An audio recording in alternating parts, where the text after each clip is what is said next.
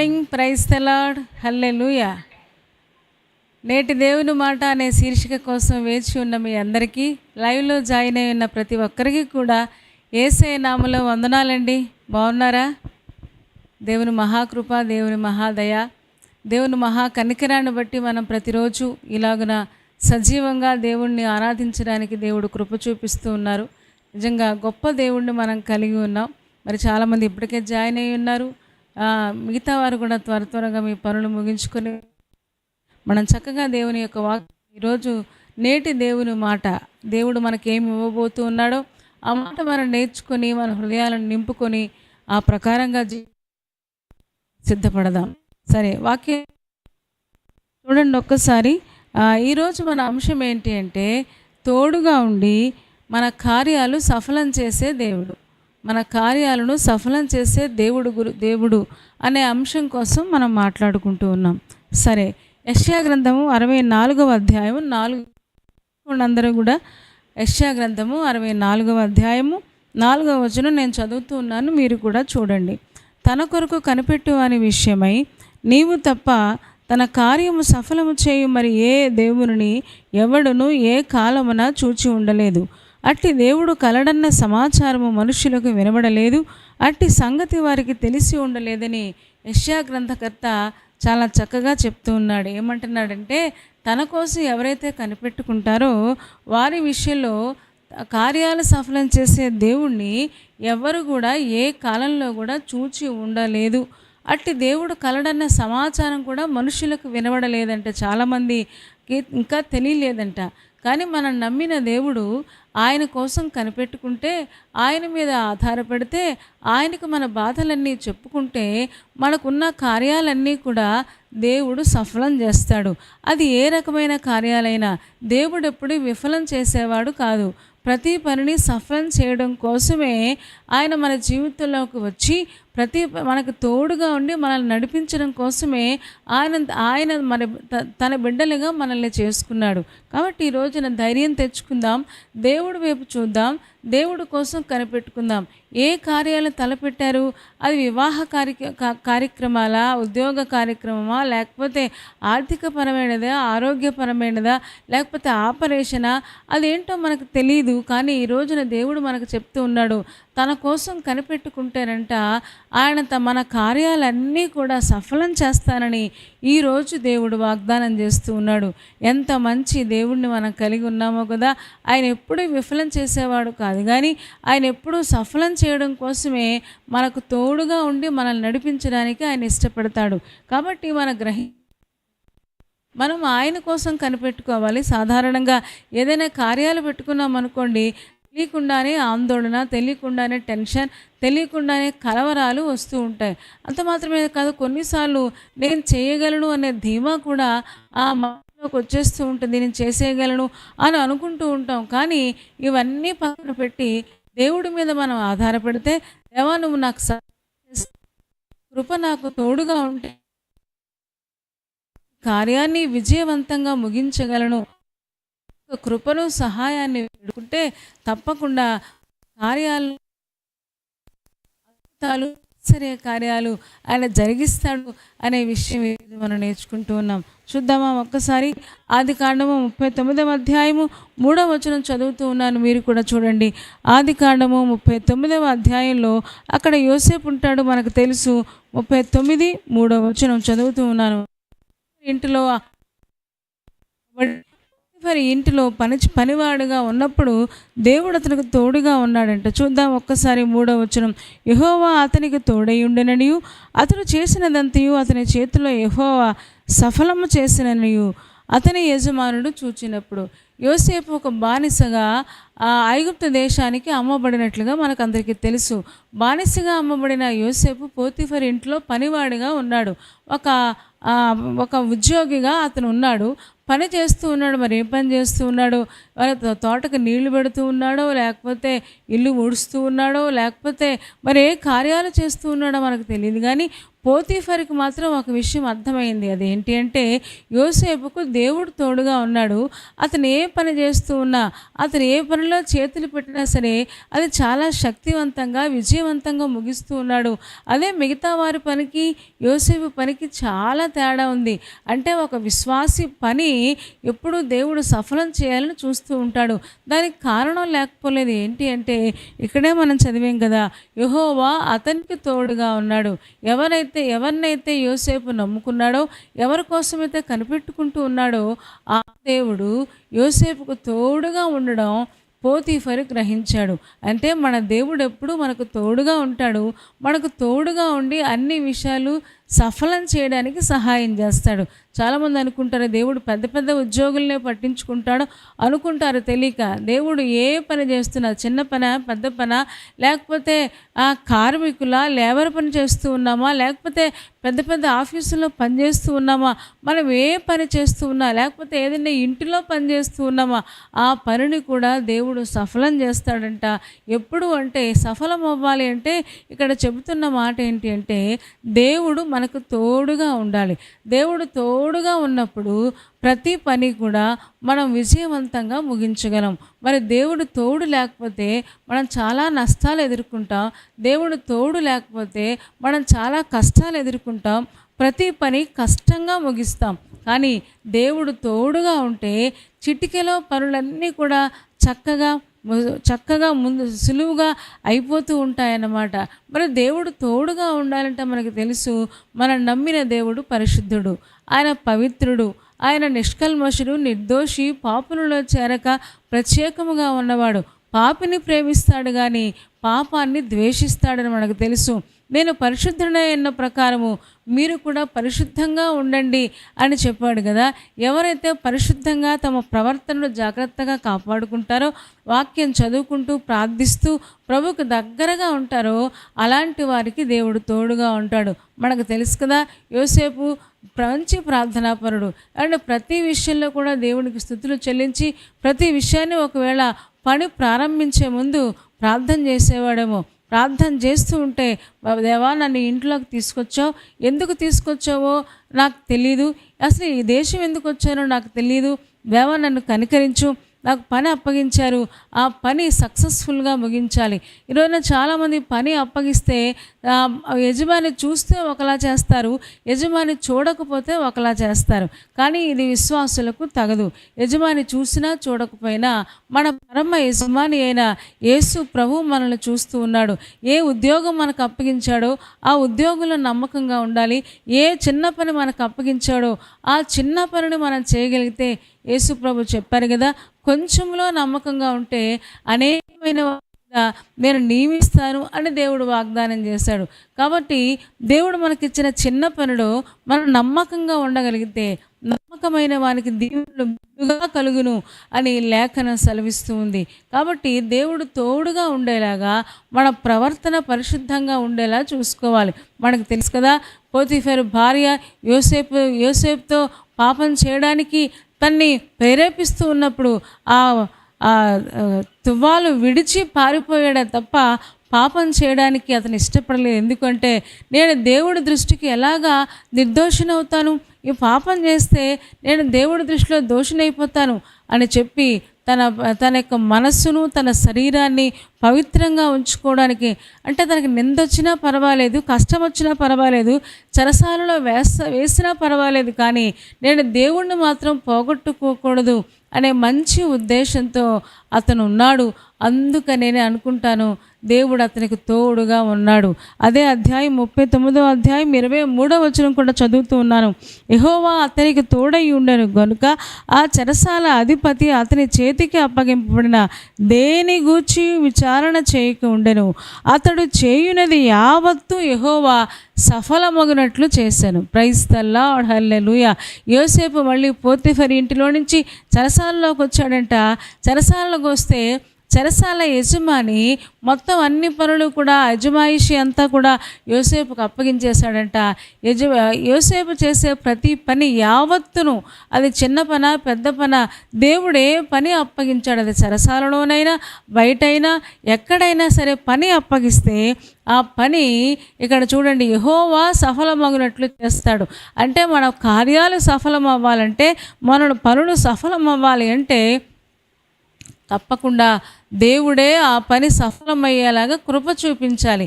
కాబట్టి యోసేపు దేవుని మీద ఆధారపడినోడు, దేవుని కోసం కనిపెట్టుకున్నాడు. అంత మాత్రమే కాదు, తన ప్రవర్తన మంచిగా ఉంచుకొని దేవుని తోడును పొందుకున్నవాడు. కాబట్టి మన కార్యాలు సఫలం అవ్వాలి అంటే తప్పకుండా దేవుడు మనకు తోడుగా ఉండాలని లేఖనం సెలవిస్తుంది. సమూయేలు రాసిన మొదటి గ్రంథం 18వ అధ్యాయం, ఒక్కసారి అది కూడా మనం చూద్దామా? సమూయేలు రాసిన మొదటి గ్రంథం 18వ అధ్యాయము 18వ అధ్యాయము 14వ వచనం చదువుతూ ఉన్నాను, మీరు ఒకసారి చూడండి. మరియు దావీదు సమస్త విషయములలో సుబుద్ధి కలిగి ప్రవర్తింపగా యెహోవా అతనికి తోడుగా ఉండెను. దావీదు మిగిలిన సుబుద్ధి గలవాడ ప్రవర్తించి సౌలు చూసి భయపడ్డాడంట. ఇక్కడ చూడండి, ఇందాక యోసేపుకు దేవుడు తోడుగా ఉన్నాడు, ఇక్కడేమో దావీదుకు దేవుడు తోడుగా ఉన్నాడంట. రాశారు, ఏమని రాశారంటే, మరియు దావీదు సమస్త విషయములలో సుబుద్ధి కలిగి ప్రవర్తింపగా దేవుడు అతనికి తోడుగా ఉన్నాడు.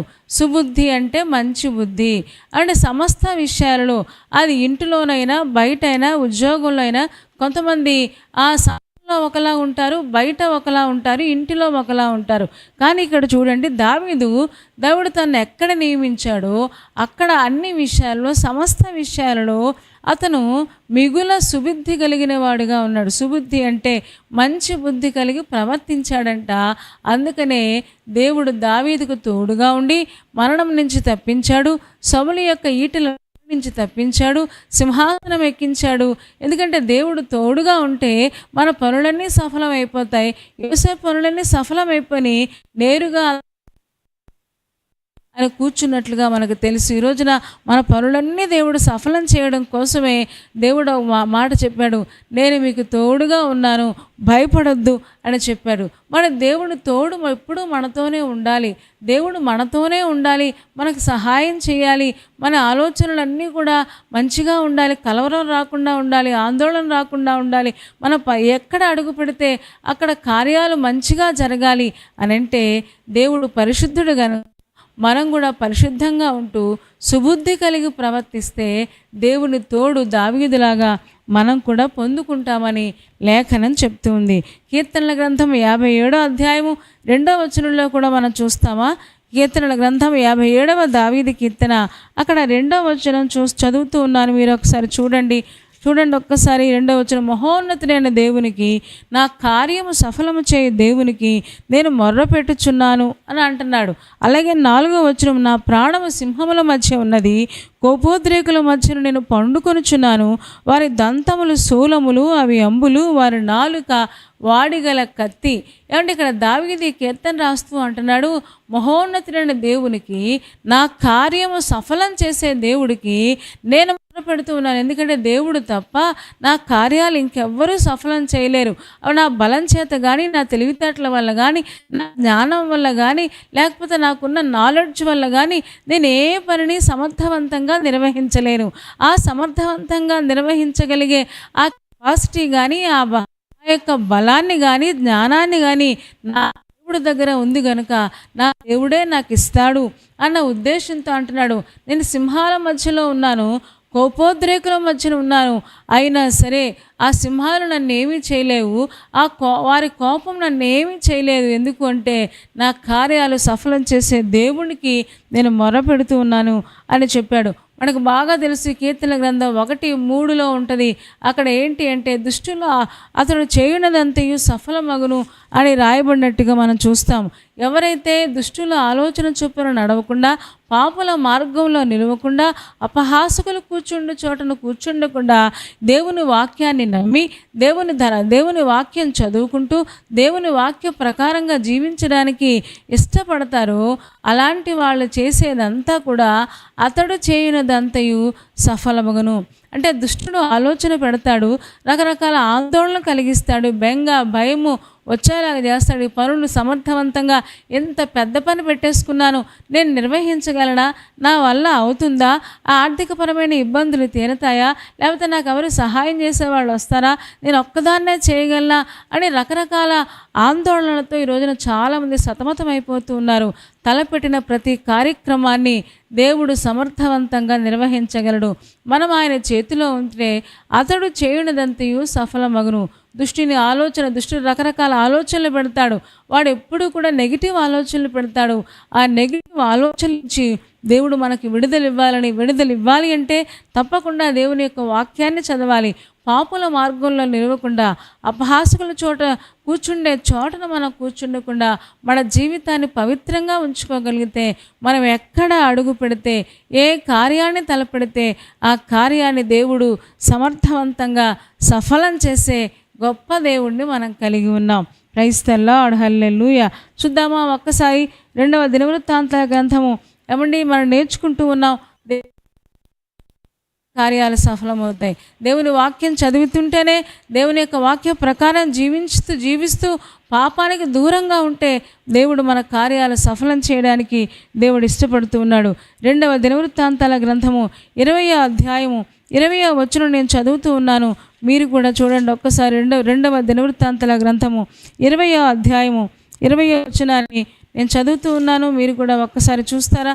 అందులో యెహోషాపాతు అనే రాజు ఉంటాడు. ఆ రాజు వచ్చిందంట, 4 పక్కల నుంచి నాలుగు రకాలైన జనాంగాలు వచ్చి అతని మీద యుద్ధానికి వచ్చినప్పుడు యెహోషాపాతు దేవుని మీద ఆనుకున్నవాడు, దేవుని కోసం కనిపెట్టేవాడు. అప్పుడు దేవుడు ఒక ప్రవక్త ద్వారా యెహోషాపాతుకి ఏం చెప్తున్నాడో చూడండి. అంతటా వారు ఉదయముననే లేచి తెకోవ అరణ్యమునకు పోయిరి. వారు పోవుచుండగా యెహోషాపాతు నిలవబడి, యూదావారులారా, యెరూషలేము కాపురస్తులారా, నా మాట వినండి. మీ దేవుడైన యెహోవాను నమ్ముకుని ప్రవక్తలను నమ్ముకునుడి, అప్పుడు మీరు కృతార్థులగుతారు అంట. కృతార్థులగుతారంటే సఫలమగుతారు. ఏమండి, ఈ రోజున దేవుడు మనకిచ్చిన ప్రతి పోరాటంలో, ప్రతి కార్యంలో మనం గెలవాలి, లేకపోతే సఫలం అవ్వాలి అంటే ఇక్కడ యెహోషాపాతు అంటున్నాడు, మనం సఫలం అవ్వాలి అంటే రాజు అంటున్నాడు. ఏమంటున్నాడంటే, నా బలం వల్ల కానీ, నా సైన్యం వల్ల కానీ నేను సఫలం అవ్వలేను, నా కార్యాలు సఫలం చేసుకోలేను. కానీ ఇక్కడ చెప్తున్నాడు, మీరు దేవుణ్ణి నమ్మండి, ఆయన ప్రవక్తలను నమ్మండి, అప్పుడు మీరు కృతార్థులగుతారు. చాలామంది దేవుణ్ణి నమ్ముతామంటారు, దైవజనుడు చెప్పిన మాట నమ్మరు. దైవజనుడు ఏ మాట చెప్తే అది నెరవేరేలాగా దేవుడే కృప చూపిస్తాడు. ఎందుకంటే దైవజనుడు నోటిలో నుంచి ఆ మాట పలికించినోడు దేవుడే. కాబట్టి చాలామంది దేవుణ్ణి నమ్ముతామంటారు, దైవజనుడు మాట నమ్మరు. కానీ ఇక్కడ యెహోషాపాతు చెప్తూ ఉన్నాడు, మీ పనులు సఫలం అవ్వాలి అంటే మీరు ప్రవక్తలను నమ్ముకోండి, అప్పుడు మీరు కృతార్థులగుతారు అని చెప్తూ ఉన్నాడు. అంటే మన సమస్యల మధ్యలో, పోరాటాల మధ్యలో మనం విజయవంతంగా మనం గెలవాలి అంటే, విజయం మన దగ్గరికి రావాలి అంటే దేవుణ్ణి నమ్మాలి అంటున్నాడు. ఒక రాజు అయి ఉండి కూడా తన బలం మీద కానీ, తన సైన్యం మీద కానీ, మీద కానీ ఆధారపడట్లేదు, కానీ దేవుని మీద ఆధారపడుతూ ఉన్నాడు. దైవజనుడు చెప్పిన మాట మీద ఆధారపడుతున్నాడు. హన్నా చూడండి, ఏలి అనే ప్రవక్త చెప్పాడు, అమ్మ వెళ్ళు, దేవుణ్ణి నువ్వు చేసుకున్న మనవి దేవుడు నీకు ఇచ్చేశాడు అని చెప్పాడు. ఆమె నమ్మింది, వెళ్ళిపోయింది. దేవుడు ఆమెను దీవించినట్టుగా మనం చూస్తాం. ఎవరైతే దైవజనుడు చెప్పిన మాట నమ్ముతారో తప్పకుండా వారి జీవితాల్లో దేవుడు కార్యాలు సఫలం చేస్తాడు, కృతార్థులవుతారని దేవుడు సెలవిస్తూ ఉన్నాడు. చూద్దామా ఒక్కసారి 2వ దినవృత్తాంతాల గ్రంథము 15వ అధ్యాయంలోనే అక్కడ కూడా మనం చూస్తాం. 15వ అధ్యాయము 5వ వచనం, 6వ వచనం, 7వ వచనం నేను చదువుతూ ఉన్నాను చూడండి. ఇది ఆసా కాలంలో జరిగిందన్నమాట. ఆ కాలములలో దేశముల కాపురస్తులందరిలోనూ గొప్ప కల్లోలములు కలిగిన గనుక తమ పని పాటలను చక్కపెట్టుకొనుటకై తిరుగువారికి సమాధానము లేకుండెను. దేవుడు జనములను సకల విధములను బాధలతో శ్రమపరిచెను గనుక జనమును పట్టణమును పాడు చేసెను. కాగా మీరు బలహీనులు కాక ధైర్యము వహించుడి, మీ కార్యము సఫలమగును అని దేవుడు వాగ్దానం చేస్తూ ఉన్నాడు. ఆసా దినాలలో ఈయన కూడా రాజే, యూదారాజే. ఏమంటే ఈ దినాలలోనంట జనులందరూ కూడా గొప్ప కల్లోలాలు వచ్చినాయంట. తమ పనులు చక్కబెట్టుకోలేకపోతున్నారు. ఎందుకంటే గలిబిలి వచ్చేస్తూ ఉంది. ఇంట్లో గలిబిలి, బయట గలిబిలి, పట్టణంలో గలిబిలి. అసలు గలిబిలి కలిగించే దురాత్మ ఏమంటే ఏదైనా కార్యక్రమం పెట్టుకున్నాం అనుకోండి, తెలియకుండానే గలిబిలి కలిగించే దురాత్మ ప్రవేశించి మన ఆనందాన్ని, సంతోషాన్ని, మన ఇంటిలో ఉన్న సమాధానాన్ని పాడు చేయాలని వాడు ఎప్పుడూ ప్రయత్నం చేస్తూనే ఉంటాడు. ఇక్కడ చూసారా, మనం చదువుతూ ఉన్నాం. ఏమనంటే 5వ వచనంలో చదువుతున్నాను, గొప్ప ఆ దేశం అంతట్లో కూడా గొప్ప కల్లోలములు కలిగిన గనుక అసలు ఎవరు కూడా పని సమర్థవంతంగా నిర్వహించలేకపోతున్నారు. ఏ పనిలో కూడా సఫలం అవ్వలేకపోతున్నారు. కారణం ఏంటి అంటే దేవుడు జనములను సకల విధములైన బాధలతో శ్రమపరచను గనుక జనాన్ని పాడు చేస్తుంది, పట్టణాన్ని పాడు చేస్తుంది. దానికి కారణం ఏంటంటే వాళ్ళ బలహీనులు అయిపోయారు. ఈరోజున చాలాసార్లు కార్యాలు తలపెట్టుకుంటే సాతానుడు బలహీనపరచడానికి ప్రయత్నం చేస్తూ ఉంటాడు. నువ్వు ఎంత పెద్ద కార్యక్రమం పెట్టుకున్నావు, నీ వల్ల అవుతుందా, నువ్వు చేయగలవా అని తెలియకుండానే రకరకాల ఆందోళనలు కలిగించి, భయాలు మన లోపలికి చొప్పించి, బెంగ వచ్చేలా చేసి చాలాసార్లు తెలియకుండానే టెన్షన్ పడిపోతూ ఉంటాం. చాలాసార్లు చిన్న పనైనా ఆ టెన్షన్ వల్ల ఆ పనిని సులువుగా మనం చేయలేం. ఇక్కడ చెబుతున్నాడు ఏంటి అంటే మీరు బలహీనులు అవ్వద్దు. సాతానుడు ఎప్పుడు బలహీనపరుస్తాడు, దేవుడు ఎప్పుడు బలపరుస్తాడు. ఎందుకు వాళ్ళు బలహీనులు అయిపోవడానికి కారణం లేకపోలేదు. అదే అధ్యాయంలో తర్వాత మీరు చదువుకోండి. ఎందుకంటే వాళ్ళు దేవుడిని పట్టించుకోలేదంట, దేవుడి దగ్గర విచారణ చేయలేదంట. అంత మాత్రమే కాదు, అక్కడ యాజకులు లేరంట, ఉపదేశాలు చేసేవాళ్ళు లేరంట. అసలు యాజకులు లేకపోతే, ఉపదేశాలు చేసేవాళ్ళు లేకపోతే, దైవజనుడు లేకపోతే మనల్ని సన్మార్గంలో నడిపించే వాళ్ళు ఎవరుంటారు? ఏమండి, ఆ వాక్యమే లేదనుకోండి, దైవజనుడు వాక్యాన్నే బోధించకపోతే, వాక్యము మన దగ్గరికి రాకపోతే, లేకపోతే వాక్యం మనం వినకపోతే మనం ఇంకా బలహీనం అయిపోతాం. ఆ రోజున ఆసా దినాలలో ఉన్న ప్రజలు బలహీన పడిపోవడానికి గల కారణం ఏంటి అంటే వాళ్ళు ఉపదేశకుల మాట వింటలేదు, యాజకుల మాట వింటలేదు. అసలు వాళ్ళందరూ కూడా దేవుని వైపు తిరగకుండా వాళ్ళ సొంత మార్గాల్లో వాళ్ళు వెళ్ళడం వల్ల వాళ్ళు బలహీనులైపోయారు. వాక్యం వైపు చూడట్లేదు. వాక్యం ఒక్కటే మన హృదయాలను బలపరుస్తుంది. వాక్యం ఒక్కటే మనం బలంగా పనిచేసేలాగా, మన ప్రతి పని సఫలమయ్యేలాగా చేయగలదు. ఎందుకంటే వాక్యము దేవుని యొద్ద ఉండెను, వాక్యము దేవుడై ఉండనని లేఖనం చెప్తూ ఉంది కదా. కాబట్టి ఇక్కడ చెప్తున్నాడు, మీ పనులు సఫలం అవ్వాలంటే ముందు మీరు బలహీనులు అవ్వద్దు. బలహీనపరచడానికి సాతానుడు చాలా పన్నాగాలు పడుతాడు. బలహీనమైపోతే ఏ పని చేయగలని చెప్పండి. మనసు బలహీనమైపోతే ఏ పనిని సమర్థవంతంగా నిర్వహించలేం. మనస్సు గట్టిగా ఉంటేనే, మనస్సు బలంగా ఉంటేనే ఏ పనైనా చేయగలం. మరి మనస్సు బలంగా ఉండాలి అంటే వాక్యం చదువుకోవాలి, వాక్యం వినాలి, వాక్య ప్రకారంగా జీవించాలి, ప్రార్థన చేసుకోవాలి, దైవజనుడు చెప్పిన మాట వినాలి. అప్పుడు మన మనస్సులు బలహీనంగా ఉంటాయి. చూడండి, ఆ వారం అంతా టెన్షన్ పడుతూ ఉంటాం. ఆదివారం చర్చికి వెళ్ళిన తర్వాత వాక్యం వింటూ ఉంటేనే తెలియని ధైర్యం వస్తుంది, తెలియని బలం వచ్చేస్తుంది. నేను చేయగలను, పర్వాలేదు, నా దేవుడు నాకు తోడుగా ఉన్నాడు అనే ధైర్యం వస్తుంది. కారణం ఏంటి అంటే వాక్యము మాత్రమే మన హృదయాలను ధైర్యపరచగలదు. వాక్యం లేకపోతే, యాజకులు లేకపోతే, ఉపదేశకులు లేకపోతే, దేవుని వైపు చూడకపోతే మనం కూడా బలహీనమైపోతాం. చూసారా, ఆసా దినాలలో వాళ్ళు బలహీనులైపోయి ఏ పనిని కూడా చక్కబెట్టలేకపోతున్నారంట. గొప్ప కల్లోలాలు వచ్చినాయంట. చూడండి, ఏదైనా కార్యం తలపెడితే ఎన్నోసార్లు గలిబిలు వచ్చేస్తూ ఉంటుంది. ఒకళ్ళ మీద ఒకళ్ళు ద్వేషాలు, పగలు వచ్చేస్తూ ఉంటాయి. చాలాసార్లు కార్యాలు సఫలమవడానికి బదులుగా విఫలమవుతూ ఉంటాయి. ఈ రోజున దేవుడు అదే చెప్తూ ఉన్నాడు. కాబట్టి మనం కార్యాలు సఫలం అవ్వాలంటే మనస్సు బలంగా ఉండాలి అని దేవుడు కోరుకుంటున్నాడు. అలా ఉన్నప్పుడు మాత్రమే మన కార్యాలు సఫలమవుతాయి. మరి మన కార్యాలు సఫలం అవ్వాలి, విఫలం అవ్వకుండా ఉండాలి అంటే అదే దినవృత్తాంతాల గ్రంథంలో ఒక్క మాట మనం చూద్దామా? 20వ అధ్యాయంలో ఇందాక మనం చూసాం కదా, 20వ అధ్యాయంలో ఇక్కడ ఒక రాజు ఉన్నాడు. ఇందాక చెప్పిన రాజే యెహోషాపాతు రాజు.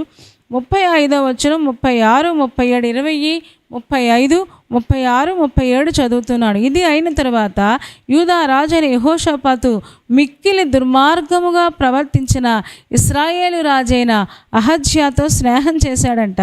తర్షీషునకు పోదగిన ఓడలను చేయింపవలనని యెహోషాపాతు అతనితో స్నేహం చేయగా వారు ఎస్యోన్గెబెరులో ఆ ఓడలను చేయించిరి.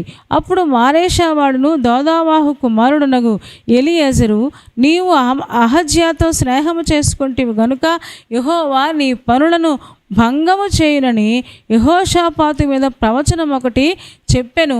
ఆ ఓడలు తర్షీషునకు వెళ్ళజాలకుండా బద్దలైపోయాను. ఇందాక యెహోషాపాతు అన్నాడు, దేవుణ్ణి నమ్మండి, దేవుని ప్రవక్తలు నమ్మండి, అప్పుడు మనం సఫలం అవుతాము, మన యుద్ధాలు దేవుడే జరిగిస్తాడు అని తన సైన్యాన్ని, తన చుట్టూ ఉన్న జనాంగాన్ని బలపరిచిన యెహోషాపాతు అంట ఆఖరికి వచ్చేటప్పటికి ఏం చేశాడంటే మిక్కిలి దుర్మార్గంగా ప్రవర్తించిన ఇశ్రాయేలు రాజైన అహజ్యాతో స్నేహం చేశాడంట. స్నేహం చేసి ఎందుకు స్నేహం చేశాడు? అందులో ఒక ఉద్దేశం ఉంది. ఏంటి అంటే తర్షీషునకు పోదగిన ఓడలను చేయించాలి.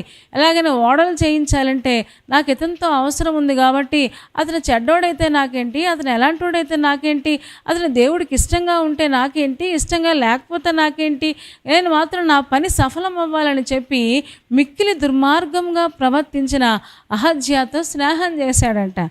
అంటే ఎందుకు స్నేహం చేశాడు అంటే తన పని సఫలం అవ్వాలని చేశాడు.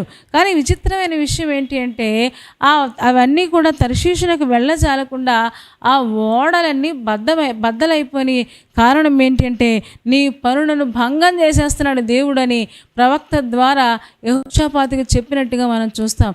ఎందుకు అంటే మానవ రీత్యా తను ఆలోచించాడు తప్ప దేవుడు అని చెప్పాడు. ఇందాక దేవుడి మీద ఆధారపడకుండా, దేవుని కోసం కనిపెట్టుకోకుండా, దేవుడు ఏం చెప్తాడో, నా దేవుడు నాకు సహాయం చేస్తే అసలు అందరూ నాకు సహాయం చేస్తారు, దేవుడే సహాయం చేయకపోతే ఎవరూ సహకరించలేరు కదా. కానీ యెహోషాపాతు మరి ఎందుకు బలహీనమైపోయాడో అనుకున్నాడు. వాళ్ళతో స్నేహం చేస్తే నా పని మంచిగా అయిపోద్ది అనుకున్నాడంట. దేవుడి మీద ఆధారపడడం మానేశాడు. వెంటనే తర్షీషునికి వెళ్లకుండానే ఓడలన్నీ బద్దలైపోయి యెహోవా నీ పనులను భంగం చేసేస్తాడు. సఫలం చేయడు కానీ భంగం చేసేస్తాడు. కారణం ఏంటంటే దేవుని కోసం కనిపెట్టడం మానేసావు, దేవుని ప్రవక్తల కోసం కనిపెట్టడం మానేసావు, నువ్వు ఆ మనిషి మీద ఆధారపడ్డావు. అందుకనే నీ పనులన్నీ కూడా భంగం అయిపోతున్నాయి, సఫలం అవటం లేదని యెహోషాపాతుకి ఆ రోజు అలా జరిగినట్లుగా మనం చూస్తూ ఉన్నాం. ఈ రోజున విశ్వాసులారా, మన పనులన్నీ దేవుడు చేయడానికి, తన కార్యాలు సఫలం చేసే మరి ఏ దేవుడిని ఎవడును ఏ కాలంలో కూడా చూడలేదు. అది ఇంటిలో కార్యమైనా, బయటి కార్యమైనా, మరి ఒంటిలో కార్యమైనా, హాస్పిటల్ అయినా, మరి వివాహమైనా, ఉద్యోగమైనా, ఏ కార్యమైనా, తలపెట్టిన ఏ కార్యమైనా దేవుడు చేయగలగడానికి ఆయన సంసిద్ధుడు. ప్రతి అధికారం కూడా దేవుని మాత్రమే ఉంది. దేవుడు సహాయం చేయకపోతే ఏ పని మనం సజావుగా జరిగించలేం. కాబట్టి దేవుడు తోడు కోరుకుందాం. మోషే అన్నాడు, నీ సన్నిధి నాతో రాకపోతే నేను వెళ్ళనయ్యా అన్నాడు. సన్నిధి అంటే దేవా నీ తోడు నాకు కావాలి, నీ తోడు ఉంటే మేము అరణ్యంలో వెళ్తామన్నారు. నిజంగా దేవుడు అరణ్య మార్గంలో 40 సంవత్సరాలు ఆ ఇశ్రాయేలు ప్రజలందరూ నాయకత్వంలో చక్కగా నడిపించినట్లుగా మనం చూస్తాం. వాళ్ళ చేతులు వాళ్ళకు వాపులు రాలేదు, కాళ్ళు వాయలేదంట, వాళ్ళ వాసన చెమట వాసన కూడా రాలేదంట. వాళ్ళు చక్కగా అగ్నిస్తంభంగా మేఘస్తంభముగా ఉండి వాళ్ళ అవసరాలు తీరుస్తూ, భౌతిక ఆత్మ సంబంధమైన అవసరాలు తీరుస్తూ దేవుడు నడిపించాడు. ఎందుకంటే అరణ్య మార్గంలో వచ్చేటప్పుడు ఎండ ఏమీ చేయలేదు, ఎందుకంటే దేవుడు తోడుగా ఉన్నాడు. మార్గంలో వచ్చేటప్పుడు విషసర్పాలు ఏమీ చేయలేదు, ఎందుకంటే దేవుడు తోడుగా ఉన్నాడు. మోషే లాంటి నాయకుడు అన్నాడు, అయ్యా నువ్వు మాకు కావాలి, నీ తోడు మాకు కావాలి. ఈ రోజున మీరు కుటుంబానికి నాయకులైతే అడగండి, దేవా నీ సన్నిధి మాకు కావాలి, నీ తోడు మాకు కావాలి. ఒకవేళ మా పిల్లలు పాపం చేస్తారేమో, దేవా క్షమించు, మమ్మల్ని వదిలిపెట్టి మాత్రం నువ్వు వెళ్ళొద్దయ్యా, నువ్వు ఉంటే మా కార్యాలని సఫలమవుతాయని మాకు అర్థమవుతుంది. మోషే ఎలా ప్రార్థించాడో మేము కూడా నీ సహాయాన్ని కోరుకుంటున్నామని మనం ప్రార్థన చేస్తే, దేవుడు తోడు కోరుకుంటే తప్పకుండా దేవుడు తన తోడును మనకిస్తాడు. అంత మాత్రమే కాదు, యోసేపుకు తోడుగా ఉన్నాడు, దావీదుకు తోడుగా ఉన్నాడు. దానికి కారణం లేకపోలేదు. దావీదు సుబుద్ధి కలిగి ఉన్నాడంట, మంచిగా ప్రవర్తించాడంట. ఏమంటే యోసేపు పాపాన్ని అసహించుకున్నాడు, నాకు దేవుడు కావాలి అనుకున్నాడు. అందుకనే తను ఎక్కడున్నా సరే దేవుడు తను తలపెట్టిన ప్రతి కార్యాన్ని సఫలం చేసి అంచెలంచెలుగా దేవుడు ఉన్నతమైన స్థానంలోకి వాడిద్దరిని ఎక్కించినట్లుగా మనం చూస్తూ ఉన్నాం. యెహోషాపాతు రాజు యుద్ధంలో కూడా దేవుడు విజయాన్ని ఇచ్చాడు. కారణం వాళ్ళు ప్రవక్తలను నమ్మారు, కృతార్థులయ్యారు, దేవుణ్ణి నమ్మారు, దైవజనుడు మాట నమ్మారు. అందుకనే వాళ్ళు సఫలమయ్యారని మనం నేర్చుకున్నాం. ఆసా దినాలలో చెప్తూ ఉన్నాడు, మీరు ఇంక అస్సలు బలహీనమైపోవద్దు, మీరు దేవుని వైపు చూడండి. మనస్సు బలహీనమైపోతే ఏ కార్యం చేయలేం. కాబట్టి ధైర్యం వహించండి, మీ కార్యాలు సఫలమవుతాయని దేవుడు వాగ్దానం చేస్తున్నాడు. ఈ రోజున ఆ దేవుడు చేయబోయే ఆ కార్యాల కోసం మనం ఎదురు చూద్దాం. తప్పకుండా ఈ రోజున మీరు ఏ కార్యాలు తలపెట్టారో ఆ కార్యాలన్నీ కూడా దేవుడు సఫలం చేస్తాను, పనులన్నీ కూడా సఫలం చేస్తానని వాగ్దానం చేస్తున్నాడు. మనం పరిశుద్ధంగా ఉంటూ దేవుడు తోడును అనుభవించుదుముగాక. ఆమేన్. తలలు వంచండి, కళ్ళు మూసుకోండి, చిన్న మాట ప్రార్థన చేద్దాం. పరిశుద్ధుడా, ప్రేమ కలిగిన మా తండ్రి, నీ పాదాలకు వందనాలు స్తోత్రాలు చెల్లిస్తూ ఉన్నాం. నువ్వెంత మంచి దేవుడవు, ఎంత ప్రేమ కలిగిన దేవుడవు నాయన. మా కార్యాలు సఫలం చేయాలని మా కోసం ఈ లోకానికి వచ్చి తండ్రి మాకు తోడుగా ఉండడం కోసమే నాయన పరిశుద్ధాత్మను మా దగ్గరికి పంపించినందుకు వందనాలు. మా పనులన్నీ సఫలం చేస్తారని మీరు వాగ్దానం చేస్తూ ఉన్నారు కనుక మీకు వందనాలు చెల్లిస్తూ ఉన్నాం. ఈరోజున ఏ కార్యక్రమాలు మా ప్రియులు తలపెట్టి ఉన్నారో ప్రతి కార్యక్రమాన్ని యేసు నామంలో సఫలం చేయండి నాయన. దేవా కనికరించండి, కృప చూపించండి. ఎలాంటి బలహీనతల మధ్యలో నలిగిపోతూ ఉన్నారో ప్రతి బలహీనత నుంచి విడుదల ఇవ్వండి నాయన. ఆరోగ్యం ఇవ్వండి, బలం ఇవ్వండి, శక్తిని ఇవ్వండి. నీ కృపా సమాధానాలు ఒక్కొక్కరికి దయచేయము నాయన. నీ వాక్యం మీద ఆశ పెట్టుకుని నీ వాక్యాన్ని వింటూ నీ వాక్యాన్ని చదువుతూ మేము చేసేదంతా సఫలం అవ్వడానికి నాయన మాకు సహాయం చేయండి. దాని దృష్టిని ఆలోచన చొప్పున నడవకుండా నాయన మాకు మంచి ఆలోచనలు దయచేయండి. ప్రతి కలవరాన్ని నుంచి ప్రతి ఆందోళన నుంచి విడుదల ఇవ్వండి నాయన. నీ మీద ఆధారపడుతూ ఉన్నాం, నీ వైపే చూస్తూ ఉన్నాం. మాకందరికీ సహాయము చేయమని చేరి వచ్చిన ఒక్కొక్క విశ్వాసిని వారు దీవించుము, ఆశీర్వదించుము, వారి కుటుంబాలను బలపరచుము. ఎవరైనా బలహీనంగా ఉంటే ఇప్పుడే మీరు తాకండి, ముట్టండి. సంపూర్ణ స్వస్థత, విడుదల యేసు నామములో ప్రకటిస్తూ ఉన్నాం. బలమైన కార్యాలు మీరు జరిగించుము. కార్యాలు పెట్టుకున్నారో, ఏ ప్రయాణాల మీద వెళుతూ ఉన్నారో నాయన, ఏ పనుల మీద వెళుతూ ఉన్నారో దేవా ప్రతి పనిలో ప్రతి ప్రయాణంలో మీరు సఫలం చేయండి. ఎలియా ప్రయాణాన్ని సఫలం చేసినట్లుగా దేవా మా ప్రతి పనిని సఫలం చేసే గొప్ప దేవుడవు గనుక మీకు వందనాలు చెల్లిస్తూ అందరినీ దీవించి పంపించుము. రేపటి దినం కోసం మమ్మల్ని అందరినీ సిద్ధపరచుము. యేసయ్య శక్తి కలిగిన నామములో ప్రార్థించి వేడుకొంచున్నాము తండ్రి. ఆమేన్. ఆమెను చెప్పారు కదా. Thank you so much. చాలాసేపు కూర్చొని దేవుని యొక్క వాక్యాన్ని విన్నారు. మరి విన్న వాక్య ప్రకారంగా జీవించడానికి పరిశుద్ధాత్ముడు మనకు సహాయం చేయనుగాక. మరి మీలో చాలామంది దీవించబడుతూ ఉన్నారు. అందును బట్టి దేవునికి వందనాలు. ప్రతిరోజు ఉదయం నేటి దేవుని మాట అనే ఈ శీర్షిక ప్రతిరోజు ఉదయం 6 గంటలకు మొదలవుతుంది. మిగతా వారికి మీ ఫ్రెండ్స్కి చెప్పండి, బంధువులకు చెప్పండి. మీతో పాటు వాళ్ళు కూడా దీవించబడతారు. కార్యక్రమం నచ్చితే లైక్ చేయండి, షేర్ చేయండి, కామెంట్ చేయండి. మమ్మల్ని దేవుడు దీవించాడు, మాతో మాట్లాడాడు అని చెప్పండి. తప్పకుండా మేము కూడా ఎంకరేజ్ అవుతాం. ఇంకా మరింత బలంతో దేవుని యొక్క వాక్యాన్ని ప్రకటించడానికి సులువవుతుంది. కాబట్టి ఈ కార్యక్రమం ఆగిపోకుండా మరి ఇలాగే సాగిపోయినట్లుగా మీ అనుదిన ప్రార్థనలో జ్ఞాపకం చేసుకోండి. దేవుడు మన ప్రతి కార్యక్రమంలో ప్రతి కార్యాన్ని దేవుడు సఫలము చేయునుగాక. ఆమేన్, ఆమేన్, ఆమేన్.